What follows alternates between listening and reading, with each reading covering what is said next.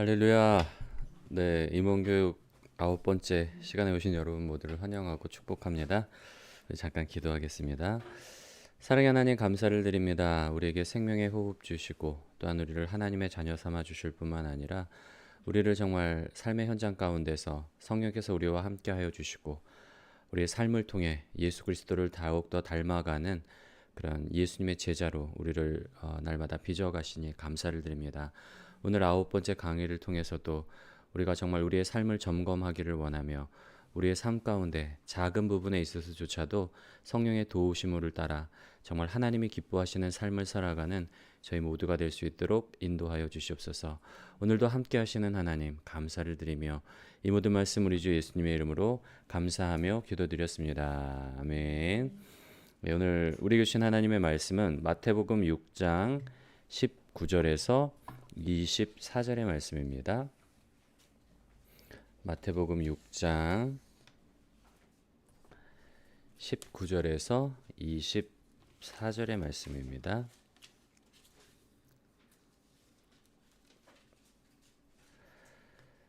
마태복음 6장 19절에서 24절의 말씀을 우리 한 목소리로 천천히 함께 합독하겠습니다. 시작. 너희를 위하여 보물을 땅에 쌓아두지 말라. 거기는 좀과 동록이 해하며 도둑이 구멍을 뚫고 도둑질하느니라. 오직 너희를 위하여 보물을 하늘에 쌓아두라. 거기는 좀이나 동록이 해하지 못하며 도둑이 구멍을 뚫지도 못하고 도둑질도 못하느니라. 내 보물 있는 그곳에는 내 마음도 있느니라. 눈은 몸의 등불이니 그러므로 내 눈이 성하면 온 몸이 밝을 것이요 눈이 나쁘면 온 몸이 어두울 것이니 그러므로 내게 있는 빛이 어두우면 그 어두움이 얼마나 더하겠느냐. 한 사람이 두 주인을 섬기지 못할 것이니 혹 이를 미워하고 저를 사랑하거나 혹 이를 중히 여기고 저를 경히 여김이라. 너희가 하나님과 재물을 겸하여 섬기지 못하느니라. 아멘.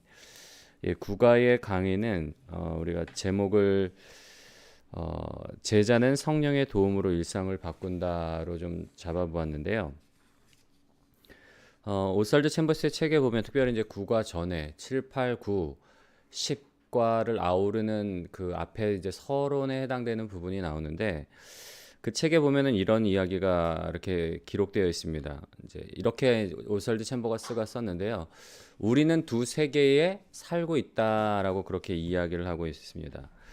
우리는 이제 두 개의 세계에 살고 있는데 보면은 상식의 세계 그리고 계시의 세계로 이렇게 제가 프린트에 기록을 했는데 감각으로 접하는 상식의 세계와 그리고 믿음으로 접하는 계시의 세계 속에서 우리는 살아가고 있어요. 상식으로 접하는 감각으로 접하는 상식의 세계 그리고 믿음으로 접하는 계시의 세계 속에 살아가고 있는데 근데 대부분의 세상 사람들은 어느 세계의 삶을 살아가고 있는가 하면 그 상식의 세계 속에서 살아가고 있어요. 근데 하나님의 지혜는 그 하나님의 지혜인 그 예수 그리스도는 이 두 세계를 아우르는 삶을 살아갔음을 좀 볼 수가 있는데요.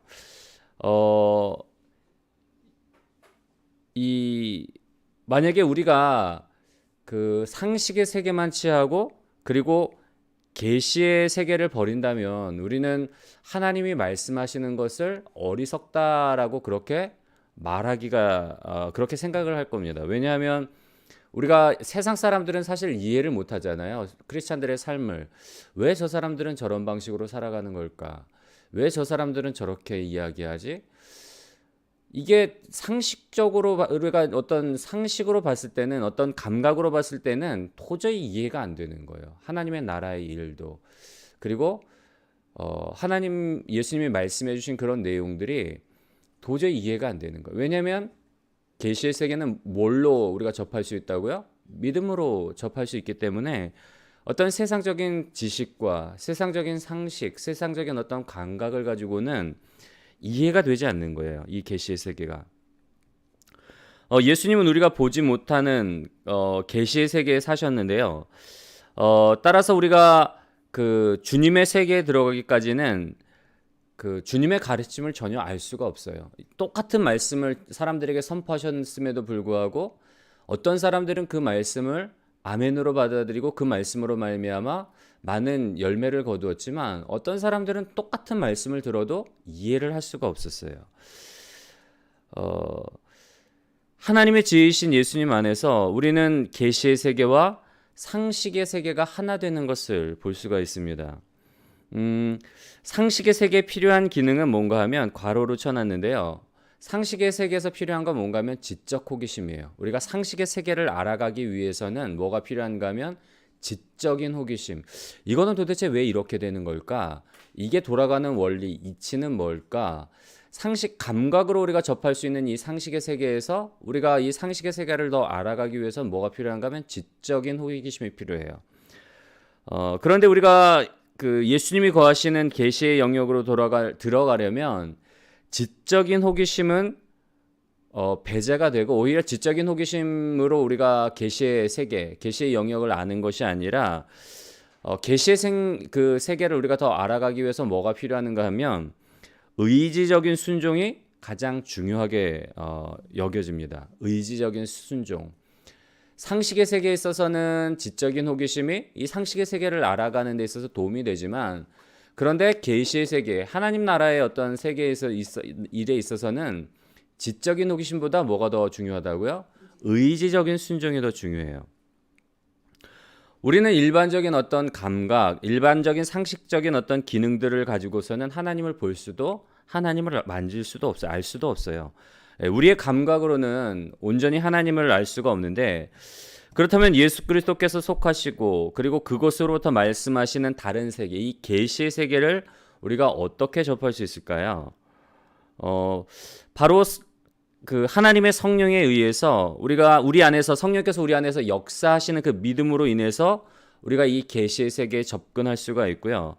그리고 예수님께서 오신 이유도 바로 우리가 모든 영역에 있어서 상식의 세계뿐만 아니라 계시의 세계에 있어서도 우리가 조화로운 삶을 살아가는 이 두 가지 세계가 그냥 따로따로 국밥처럼 노는 것이 아니라 이 두 가지 세계가 조화를 이루고 또한 그 삶 속에서 우리가 실제가 되도록 그렇게 하시기 위해서 이 땅에 오셨는데요. 예수님 안에는 거룩한 것도 그리고 세속한 것도 없었어요. 완벽하게 이 상식의 세계와 계시의 세계가 조화를 이루는 삶을 사셨기 때문에 예수님에게 있어서는 거룩한 것도 그리고 세속적인 것도 없었어요. 모든 것이 실제로 작용을 했음을 우리가 말씀을 통해 볼 수가 있는데요. 예수님께서는 오늘 말씀을 통해서 우리가 재물과 돈 그리고 이 땅에 속한 그 모든 물질적인 것, 그 사물에 대해서 우리가 어떻게 생각하고 이치를 따져야 하는지를 알려주고 계십니다. 우리가 대하는 모든 물질적인 것들도 이 두 가지 세계의 어떤 관점에서 접근을 할 수가 있는데요. 오늘 그 국가의 내용을 보면 세 가지 교훈으로 나오죠. 저축의 교훈, 구분의 교훈, 분리의 교훈 이 세 가지로 나오는데 먼저 저축의 교훈의 내용을 보면 성령님께서는 우리가 재물과 돈 그리고 이 땅에 속한 그 물질적인 것들을 다룰 때에 우리의 생각을 하나님의 생각에 맞추라고 그렇게 가르쳐 주십니다. 우리가 이 세상을 살아가면서 재물과 돈 그리고 이 땅에 속한 물질적인 것을 다룰 때에 우리가 예수님 믿기 전에는 어떤 관점으로 이 물질적인 것들을 대하며 살아갈까요? 어떤 세계에서? 상식의 세계. 우리가 상식적으로 뭐 돈이나 아니면 재물이나 뭐 이런 것에 대해서 나름대로 가지고 있는 가치관이 있단 말이에요. 우리가 이 돈을 대하는 태도 아니면 물질 세계를 대하는 나만의 어떤 방식이 있어요. 가치관이 있어요. 그런데 예수님께서는 뭐라고요?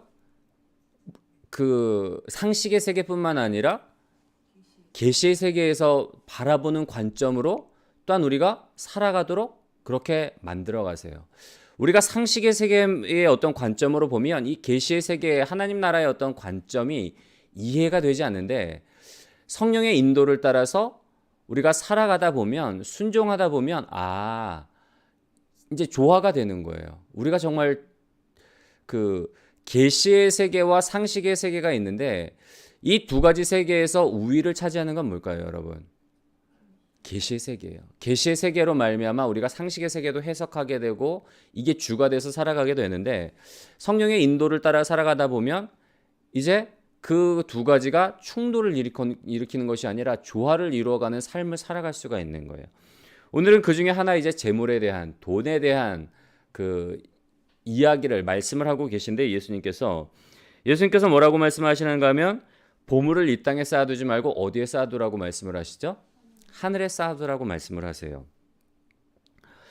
상식에, 여러분 그 물질에 대한 사람들의 생각은 어떻죠?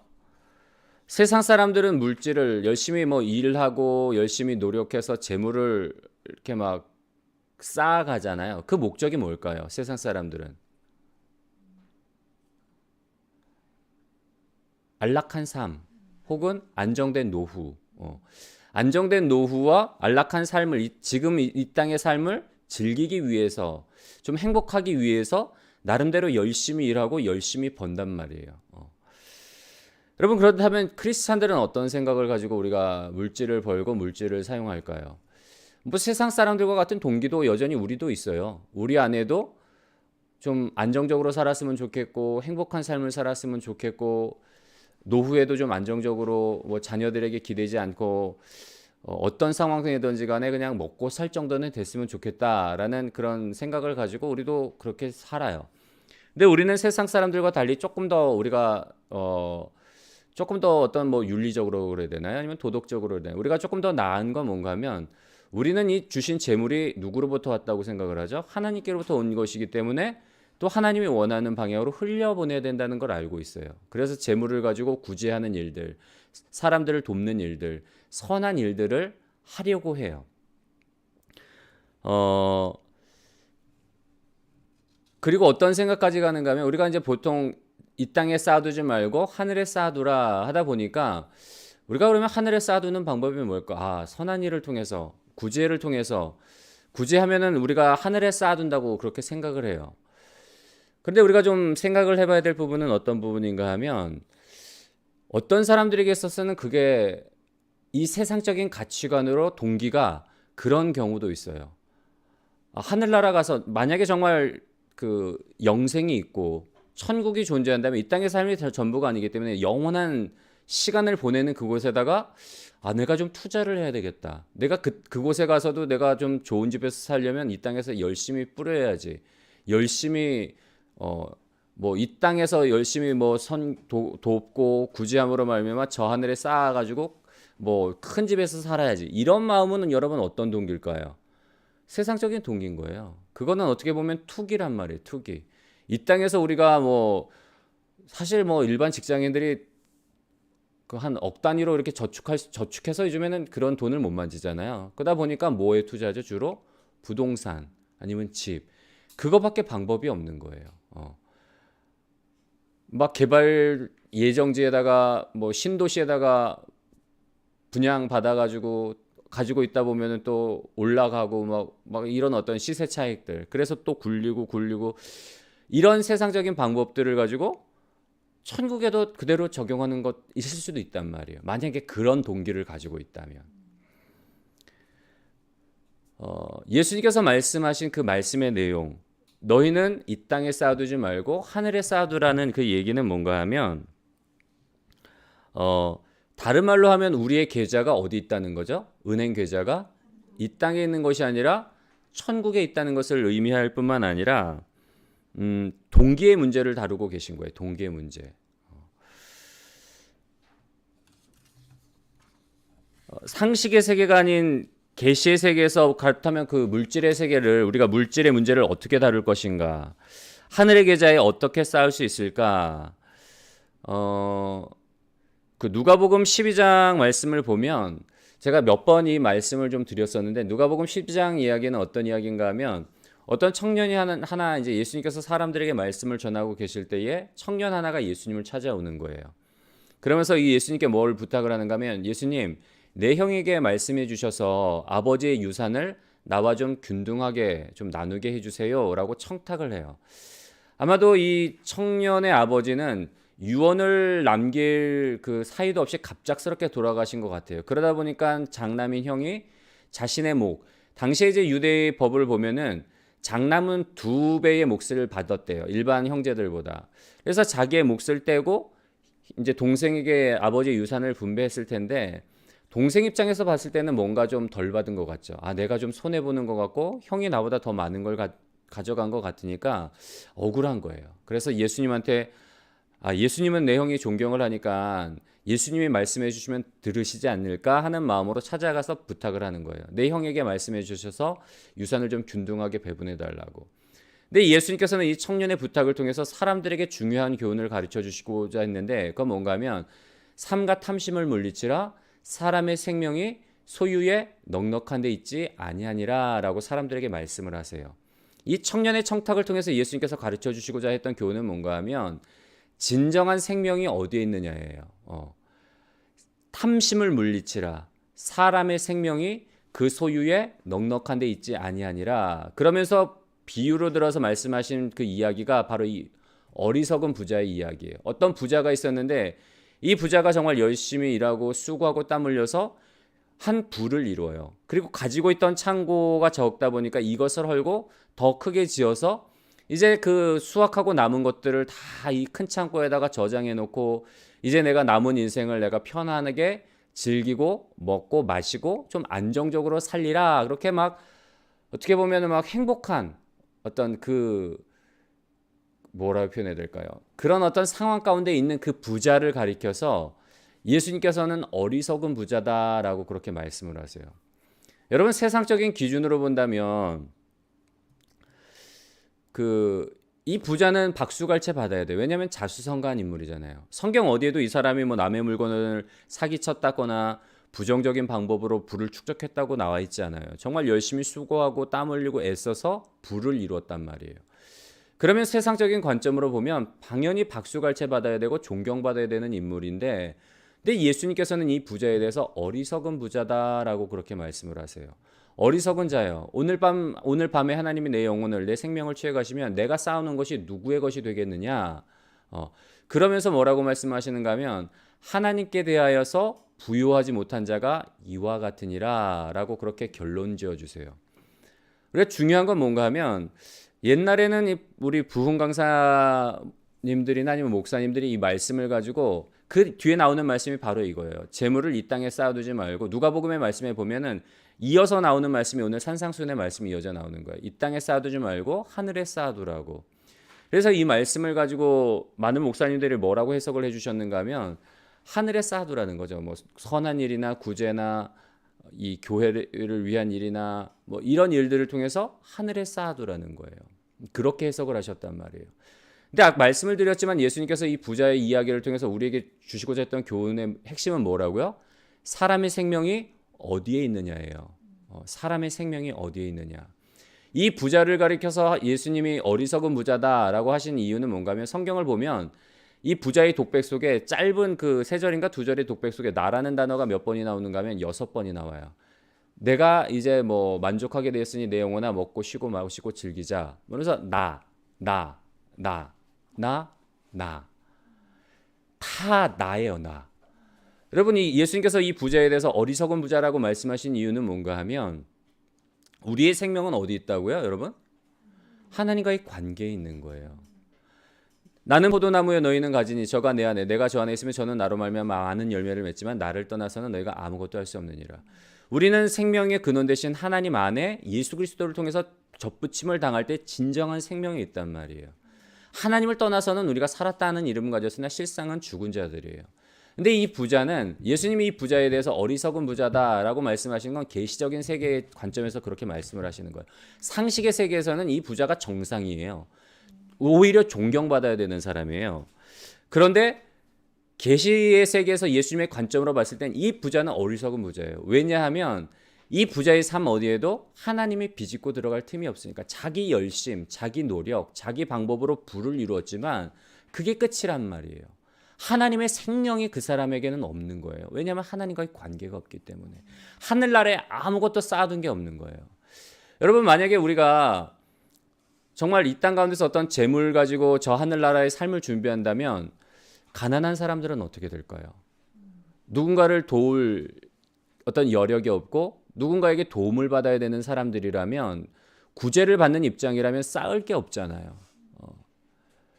그런데 하늘에 쌓는다는 건 단순히 물질을 우리가 어떻게 사용하느냐의 차원이 아니라는 거예요. 예수님께서 말씀하시는 건 뭔가 하면 뭐라고요? 하나님과의 관계가 하늘에 쌓는 상급이라는 거예요. 오스왈드 챔버스의 그 책의 내용을 보면 믿음의 시련, 우리의 삶을 풍성하게 하는 것은 뭐라고요? 믿음의 시련이 우리의 삶을 풍성하게 한다는 거예요. 믿음의 시련을 통과하여 하나님과의 관계가 더욱 깊어질수록 하늘의 계좌, 하늘에 있는 우리의 계좌가 더욱더 풍성하게 된다는 거예요. 믿음의 시련. 왜 믿음의 시련이라고 이야기를 하는가 하면, 우리도 저희가 이제 흔히 그런 이야기를 하잖아요. 우리 교회는 어떤 교회라고요? 부자 교회다. 우리 교회는 저는 제가 만나교회 MMP 서류를 냈을 때도 그렇고 프레젠테이션 할 때도 제가 했던 내용이지만, 예수님이 주인 되는 교회일 뿐만 아니라 우리 교회는 부자 교회예요. 여러분들이 헌금을 많이 해주셔서 부자가 아니라 우리가 교회가 이렇게 세워지는 과정 가운데 하나님의 일하심이 작은 것 하나하나, 잠옷실, 탕비실, 우리가 보는 작은 것 하나하나에 정말 하나님이 여러분들을 통해서 일하신 일하심의 흔적이 있단 말이에요. 흘려보내라고 하셔서 순종할 때에 또 우리 집사님을 통해서 또 그거보다 더 큰 것들로 예비하시고 전체의 금액이 또 우리가 순종할 때에 하나님께서 이렇게 정말 채워주시는 것들을 우리가 경험하게 하시고, 이런 모든 것들이 뭐예요? 하나님이 일하신 흔적이란 말이에요. 하나님이 정말 일하신 흔적이고, 이런 모든 것들이 우리의 하늘에 쌓는 어떤 상급이 된다는 거예요. 여러분, 그러면 이게 정말 계시적인 관점에서 본다면 가난한 이들도 소망이 있을 수 있겠죠. 오히려 가난한 자들이 더 부자가 될 수 있는 거예요. 왜냐하면 삶에 있어서 정말 절박할 때 하나님, 쌀독에 쌀이 떨어졌네요. 재정적으로 너무 어려운 상황 가운데 있는데 어떻게 할까요? 이런 어떤 시련 가운데 기도할 때 하나님이 응답하심으로 말미암아 이런 모든 것들이 뭐가 된다고요? 상급이 되고 축복이 되는 거예요. 그래서 꼭 부자들만 아니라 가난한 자들도 소망이 있고, 가난한 자들도 하늘에 얼마든지 쌓을 수 있다는 거. 우리가 그 내용에 보면 이렇게 이제 기록이 되어 있잖아요. 평범한 삶은, 우리 한번 같이 읽어볼까요? 시작. 평범한 삶은 그 죄체가 죄악된 것이 아니다. 그러나 그 평범한 삶을 주관하는 마음속 성향은 죄악으로 가득하다.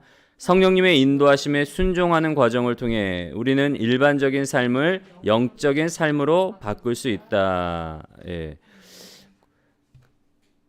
성령의 인도하심에 우리가 순종하는 삶을 살아갈 때에 일반적인 우리들의 삶, 우리가 상식의 세계에서 살아가고 있던 우리의 삶이, 우리가 성령의 인도하심을 따라 살아가다 보면 어떤 삶을 살아갈 수가 있다고요? 영적인 삶으로 바뀌어지는 거예요. 이 재물에 대해서도 재물을 우리가 어떻게 쓰느냐, 그거보다 더 중요한 것은 우리의 삶 가운데서 이 재물을 정말 하나님이 바라보는 관점으로, 우리가 이 재물을 가지고 하늘에 쌓기 위해서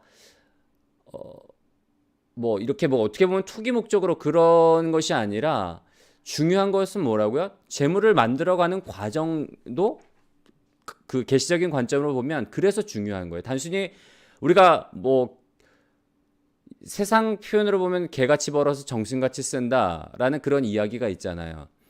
어떻게 해서든지 그냥 재물을 잘 벌어서 잘 쓰면 된다. 근데 계시적인 관점으로 보면 그게 아닌 거예요. 만들어가는 그 과정이 중요한 거예요. 우리의 삶 가운데서 물질을 대하는 그 자세, 그 과정이 중요한 거예요. 쌓는 것보다 더 중요한 게 뭐라고요?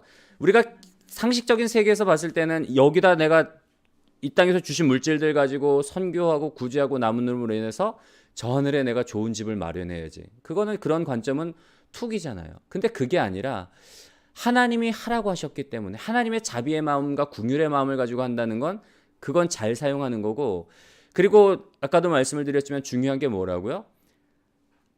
삶 가운데서 하나님이 일하시도록 우리의 삶 가운데서 뭐 물질을 만들어가는 과정, 그리고 우리가 어떻게 물질 세계 속에서 살아가는 그 과정 속에서 하나님이 일하실 여지를 만들어가는 것이 진정으로 하늘에 쌓아가는 그런 방법이라는 사실을 좀 우리가 좀 기억하셨으면 좋겠고요.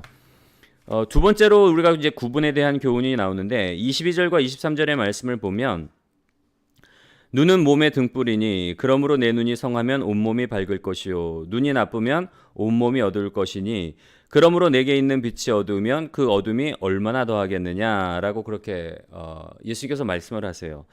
근데 개역 개정판에는 눈이 몸의 등불이라고 그렇게 이제 기록이 되어 있는데, 오스왈드 챔버스 같은 경우에는 눈을 뭐라고 이야기를 하는가 하면 성령에 의해서 바르게 세워진 양심이라고 그렇게 이야기를 하고 있고요. 그 다음에 이제 제가 밑에 유진 피터스 목사님이 쓰신 메시지 성경을 그 부분을 기록을 했는데 우리 한번 같이 읽어볼까요? 작은 글씨로 되어 있는 그 부분. 시작. 너희 눈은 몸의 창문이다. 내가 경의와 믿음으로 눈을 크게 뜨면 내 몸은 빛으로 가득해진다. 내가 탐욕과 불신으로 곁눈질하고 살면 내 몸은 음습한 지하실이 된다. 내 창에 블라인드를 치면 내 삶은 얼마나 어두워지겠느냐. 아멘. 유진 피터스 목사님이 이 메시지 성경을 이제 만드셨는데요. 이분이 그 원어를 가지고 해석을 해서 좀 쉽게 풀어서 만든 이 성경이 바로 이 메시지 성경이에요. 그래서 저도 이게 성경을 읽다가 이게 도대체 무슨 말인지 이해가 안 될 때는 뭐 쉬운 성경도 보기도 하고 이 메시지 성경도 참고하기는 하는데 이 부분이 조금 쉽게 좀 설명이 되어 있는 거예요. 너희 눈은 몸의 창문이다. 내가 경의와 믿음으로 눈을 크게 뜨면 내 몸은 빛으로 가득해진다. 내가 탐욕과 불신으로 곁눈질 알고 살면 내 몸은 음습한 지하실이 된다. 내 창에 블라인드를 치면 내 삶은 얼마나 어두워지겠는가. 그러므로서 중요한 게 뭐라고요? 빛 가운데 사는 게 중요한 거예요. 우리가 성령의 빛 가운데 살지 않으면 그 창을 통해서 온갖 세상적인 어떤 그 상식의 세계에 세상적인 가치관들이 들어오다 보니까 물질에 대해서도 세상 사람들이 추구하던 어떤 투기와 탐욕과 어떤 그런 것들이 들어오다 보니까 우리가 점점 우리의 집이 음습한 지하실이 되는 거예요. 근데 우리가 성령의 인도를 따라 살아가다 보면 오늘의 그 주제처럼 성령의 도우심으로 말미암아 우리의 일상이 영성이 되는 거예요. 영적인 삶이 되는 거예요. 물질적인 세계, 돈, 재물을 우리가 어떻게 대할 것인가. 성령의 인도를 따라 살아가다 보면 이런 것들이 상식의 세계와 하나님이 원하시는 계시의 세계가 조화를 이루면서 살아가게 되어 있다는 거. 만일 그 부분 한번 읽어볼까요? 시작. 만일 당신이 하나님께 집중하면 다른 사람에게는 전혀 문제가 되지 않은 일인데도 당신이 해서는 안 될 일이 많아지게 된다. 네, 그러면서 이제 제가 예로 사도행전에 나오는 아나니아와 삽비라 이야기를 들었는데요. 우리가 사실 그냥 살아갈 때는 아무렇지도 않게 살아가요. 우리가 신앙생활을 하면서도 우리가 어떤 하나님이 원하시는 그 계시의 세계, 성령의 인도하심을 인도해 주시는 그 계시의 세계가 아니라 예전에 살던 방식으로 이렇게 살아가다 보면 정말 아무렇지도 않게 여겨지던 일들이 어느 순간에는 성령의 인도를 받고 성령께서 우리를 깨닫게 하실 때는 마음에 뭔가 찔림이 오는 거예요. 이런 방법으로 해서는 안 되는 거네. 재물을 우리가 벌 때도 깨끗한 방법으로 벌어야 되는구나. 세상 사람들이 어떤 뭐 하는 방법이 아닌 정말 하나님이 원하시는 방법대로 우리가 이 재물도 쌓아야 되는구나. 우리가 모를 때는 그냥 너무나 당연하게 여겼던 것들이 성령의 인도함을 받을 때는 이제 뭔가 이렇게 브레이크가 걸리는 거죠. 아나니아와 삽비라의 경우를 한번 보세요.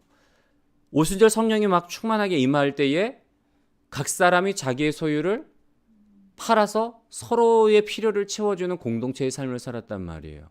근데 이 아나니아와 삽비라도 보니까 이거 굉장히 좋은 삶이네. 우리도 좀 한번 좋은 일 해보자. 그러고는 팔아요. 그런데 막상 생각해보니까 야 이거 그래도 다 남들을 위해서 나누면 우리 혹시라도 우리 노후에 어떻게 그러고서는 그 중에 일부를 따로 떼어내요. 만약의 경우를 대비해서 일부러 떼어놓는단 말이에요. 근데 여러분 우리가 상식의 세계로 본다면 그거 죽을 일까지는 아닌 것 같잖아요. 야 그래도 좋은 일 한 거 아니야. 그냥 안 팔고 그냥 자기 누릴 거 다 누리고 사는 사람들도 많은데 야 이거 되게 억울한 거 아니야? 그렇게 생각할 수가 있단 말이에요. 그런데 계시의 세계에서 그게 문제가 되는 이유는 뭔가 하면 하나님을 속였기 때문에 아닌데 그런 척하는 것. 성령이 강하게 역사하실 땐 별거 아닌 것들도 그렇게 크게 죄악이 되는 거예요. 드러나는 거예요. 여러분 우리가 살아가면서 성령의 인도를 따라 살아가다 보면 질문을 하게 돼요.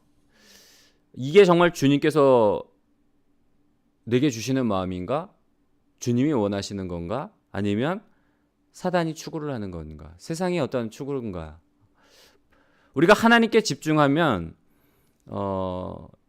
이런 이제 질문이 하게 되고 그러면서 성령의 인도를 따라서 점점 어떻게 된다고요? 상식의 세계 속에서도 계시의 삶을 살아갈 수 있는 일상이 영적인 삶으로 살아가는 이제 구분이 되는 거예요. 예수님께서는 그 빛과 어둠 사이를 아주 명확하게 구분을 하셨어요. 근데 위험은 뭐라 그랬죠? 그 선이 흐려지는 데 있다는 거예요. 예수님께서는 빛과 어둠을 명확하게 구분을 하셨는데 상식의 세계와 어떤 계시의 세계, 계시의 세계를 통해서 이 상식의 세계를 해석하고 통합하도록 했는데 그런데 이 구분이 모호해지면 어떻게 된다고요?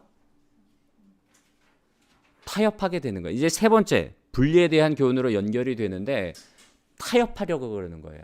다른 말로 하면은 돈도 섬기고 하나님도 섬기는. 그 메시지 성경에 보면은 제가 이렇게 그 마지막 절 19절부터 24절까지는 다 동일한 말씀이에요. 마태복음 6장 19절부터 24절까지는 재물에 대한 이야기에 따로따로 이 오슬드 챔버스는 저축에 관한 교훈, 구분에 관한 교훈, 분리에 대한 교훈으로 이렇게 나눴지만 사실은 이 모든 것들이 재물에 대한 부분, 물질적인 부분 중에서 재물에 대한 부분을 한 예로 들어서 예수님께서 해주신 말씀이란 말이에요. 분리에 대한 교훈, 그 메시지 성경을 그 내용을 보면 너희는 한꺼번에 두 신을 예비할 수 없다. 결국 한 신은 사랑하고 다른 신은 미워하게 될 것이다.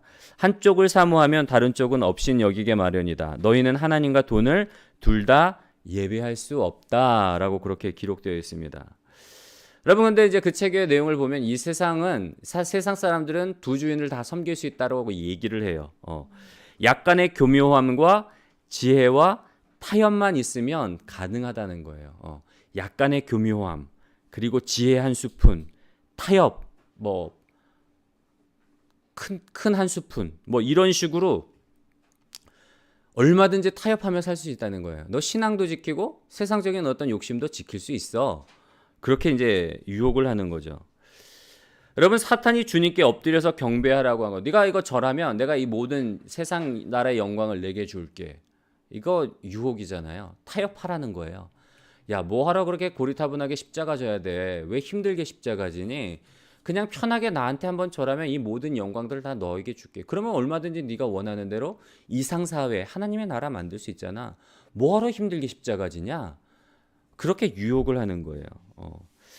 여러분 이 유혹은 예수님에게만 주어진 것이 아니라 아담과 하와 이래로 우리에게도 지금도 계속 우리의 삶 가운데서 유혹을 하는 거예요. 야, 선 지키지 마. 적당히 세상적인 가치관을 가지고 하나님 나라 해석하며 살아. 하나님 나라의 관점으로 세상을 해석하는 것이 아니라 세상적인 가치관으로 하나님 나라를 해석하라는 거예요. 그런 관점으로 살아가라는 거예요. 그래서 구분이 필요하고 그래서 분리가 필요한 거예요. 여러분 솔로몬 같은 경우에도 정치적인 목적으로 정략적으로 이방 나라 애굽의 그 공주뿐만 아니라 주변의 나라의 어떤 그 결혼이라는 제도를 통해서 주변 나라들과 관계를 맺었단 말이에요. 외교적인 관계를 맺은 거예요. 통혼을 통해서. 근데 문제는 뭔가 하면 이 이방의 공주들이 들어오면서 각 나라의 신상들을 가지고 온 거예요. 그러면서 솔로몬이 하나님도 섬기고 노후에는 이 이방 신상들도 섬기는 그런 일을 해요. 하나님을 향한 내 마음 아시지 않습니까? 나 이거 그냥 내가 정치적으로 그러는 거예요. 나름대로 동기는 본인이 생각하는 동기는 선할 수 있어요. 근데 하나님은 뭐라는가 하면 그건 간음했다고 말씀을 하시는 거예요. 하나님 보시기에 기쁘지 않은 거예요. 그리고 얼마 전에도 우리가 살펴보았지만 며칠 전에 아마 말씀도 이런 말씀이었잖아요. 아시리아가 북이스라엘을 이제 점령하면서 그 북이스라엘 살고 있던 사람들을 아시리아로 옮기고 또 아시리아가 정복한 지배했던 그 사람들을 사마리아로 이주를 시켜요. 그런데 그들이 하나님을 경외하지 않다 보니까 사자가 나와서 공격하니까 이거 왜 이거 어떻게 되냐, 이런 일이 왜 일어나냐. 사마리아에 지금 살고 있는 사람들이 그 땅의 신인 하나님을 경외하지 않아서 이런 일들이 벌어진다고. 그러면 그 땅에서 잡아온 제사장 하나 보내서 그 신을 섬기는 어떤 도리와 방법에 대해서 사람들에게 가르쳐 줘라. 그러면 사람들이 그 신을 잘 이렇게 경배하고 섬기면 그 노여움을 풀지 않겠냐. 그래서 그렇게 해요. 그리고 사람들이 성경에 뭐라고 기록되어 있는가 하면 하나님도 섬기고 여호와 하나님도 섬기고 자기가 가지고 온 이방의 신들도 섬겼다라고 그렇게 기록을 하고 있어요. 여러분, 이게 세상의 방식인 거예요. 하나님도 섬기고 세상의 욕심도 채우고. 그런데 예수님은 뭐라고요? 분리하라는 거예요. 너희가 재물과 하나님을 겸하여 섬길 수 없다. 세상적인 어떤 가치관을 가지고 하나님을 섬길 수 없다는 거예요. 구분해야 되고 분리돼야 되는 거예요. 돈을 사랑하는 마음과 절대로 타협하지 말라. 하나님과 바른 관계에 있으면 세상은 당신을 멸시할 것이다. 산상순의 가르침을 그대로 행하면 사람들은 당신을 놀림감으로 삼을 것이다. 이 시대는 그리스도인들이 영광을 누리는 시대가 아니라 모욕을 당하는 시대이다. 당신은 당신이 속한 특수전투부대에서 예수 그리스도를 따를 준비가 되어 있는가라고 그렇게 책에 기록되어 있습니다. 마지막 문장 우리 한번 같이 읽겠습니다. 시작. 예수 그리스도는 우리에게 하늘 아버지께 보통의 충성이 아니라 초월적인 충성을 하라고 가르친다. 믿으려면 철저히 믿으라는 거예요. 한 발은 하나님 편에, 한 발은 세상에 두는 것이 아니라 철저하게 하나님과의 관계. 왜냐하면 하나님과의 관계에 진정한 생명이 있기 때문에. 우리의 소유에 넉넉함이 우리의 생명이 있지 않다고 그 어리석은 부자의 비유를 통해서 우리에게 가르쳐 주신 예수님이 오늘 제자들에게도 동일한 말씀을 주시는 거예요. 우리가 세상을 어떻게 돈과 재물과 물질을 어떤 관계를 맺고 살아갈 것인가, 어떤 자세로 살아갈 것인가, 상식적인 세계, 상식적인 어떤 가치관이 아니라 하나님 나라의 관점과 하나님 나라의 어떤 세계의 관점으로 바라보고 해석하고 살아가라는 거예요. 물질에 있어서도. 물질을 하늘에 쌓아둬야 되는데 단순히 그 물질을 쌓는다는 것이 돈으로 뭐 선한 일을 하고 그것뿐만 아니라 그 과정이 중요하다는 거. 선한 방법으로 하나님의 어떤 인도하심 속에서 하나님이 기뻐하시는 방식으로 치료해야 될 뿐만 아니라 뭐 정말 우리의 삶 가운데서 이 물질 세계 살아가면서 늘 하나님의 인도 속에서 살아가는 게 중요하다는 거. 그래서 가난한 이들도 얼마든지 부유한 삶을, 천국의 부유한 삶을 살아갈 수 있다는 거. 우리가 세상적인 가치관에 휘말리지 않기 위해서는 늘 성령의 인도함이 필요하다는 거예요. 성령의 도우심과 성령의 인도를 따라 살아갈 때에 일상이 영적인 삶이 되고 우리가 정말 하나님이 기뻐하시는 온전한 삶을 살아갈 수 있다는 것. 제자는 그래서 성령의 도우심으로 일상을 바꾸는 삶을 살아가는 사람들이 제자다라는 사실을 좀 기억하셨으면 좋겠고요. 우리의 삶의 작은 부분, 너무나 당연시 여겼던 것들에 대해서도 늘 여러분 질문을 하세요. 예수님이라면 과연 무엇을 원하시는 걸까? 무엇을 기뻐하실까? 예수님이라면 어떻게 하실까? 왜냐하면 우리의 완전한 모델이 예수님이기 때문에. 예수님은 이 세상에서도 상식적인 세계와 계시의 세계를 완전히 조화를 이루는 삶을 사셨기 때문에 예수님에게 있어서는 어떤 것도 속하거나 어떤 것도 거룩한 것이 없었어요. 그냥 유대인들이 봤을 때 그 율법의 열심인 바리새인들이 봤을 때 굉장히 저속한 사람처럼 보였단 말이에요. 먹기를 탐하고 죄인들의 친구. 굉장히 좀 세속적인 사람으로 보여졌어요. 그런데 예수님이 세속적인 인물이 아니잖아요. 복음 안에서 예수님께서는 누리며 사셨어요. 그런 모든 것들에서 매이지 않고, 그러면서도 세상 사람들이 봤을 때 굉장히 저속한 것 같고 세속적인 것 같은데 거룩한 삶을 사셨단 말이에요. 하나님과 관계 속에서. 거룩을 나누는 기준도 결국엔 하나님이란 말이에요. 우리가 예수님의 본을 따를 때에 이런 어떤 조화되는 삶, 그러면서도 정말 진정한 삶을 누릴 수 있는, 꼭 뭐 금욕적으로 살고 매이는 삶이 아니라 예수님을 따라 살 때, 성령의 인도를 살아갈 때 진정으로 행복한 삶, 누리는 삶, 조화로운 삶을 살아갈 수 있다는 사실을 기억하셨으면 좋겠고요. 오늘 이제 말씀을 생각하며 좀 기도하는 시간을 가질 텐데요. 우리가 또 45분까지 기도하시고 친교실에서 모여서 좀 삶을 나누도록 하겠습니다. 오늘 좀 나누려고 하는 부분은 우리가 좀 성령의 인도함을 받지 못했던 어떤 삶의 영역이 있었다면, 어떤 물질 세계 속에서 아니면 물질을 대하는 뭐 태도 속에서든 물질의 세계가 됐든, 이 부분에 있어서는 내가 어떤 성령의 인도함을 좀 받지 못했다, 내가 구하지 않았다, 너무나 당연스럽게 그냥 내 생각, 내 가치관, 내 방법으로 살았다.